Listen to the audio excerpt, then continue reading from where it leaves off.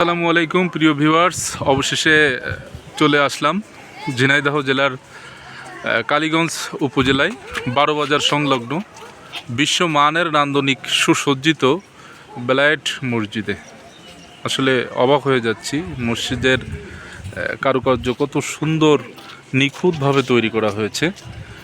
যতদূর জেনেছি এখানে এসে প্রায় 3 একর জায়গাতে এই মসজিদটি করা এবং 5 কোটি টাকা মতো খরচ হয়েছে। এখন নামাজ শেষ হয়ে গেছে, সবাইকে পবিত্র জুম্মা মুবারকের শুভেচ্ছা।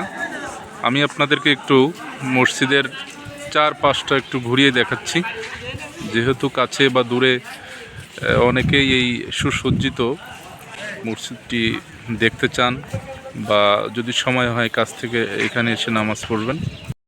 সব থেকে গুরুত্বপূর্ণ বিষয় হলো এই মসজিদে নারী এবং পুরুষ একসাথে নামাজ পড়ার ব্যবস্থা আছে।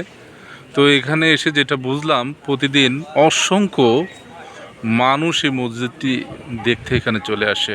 আসলে মসজিদটি অনেক সুন্দর, তাই প্রতিদিন অসংখ্য দর্শনার্থী এই মসজিদটি দেখতে চলে আসেন।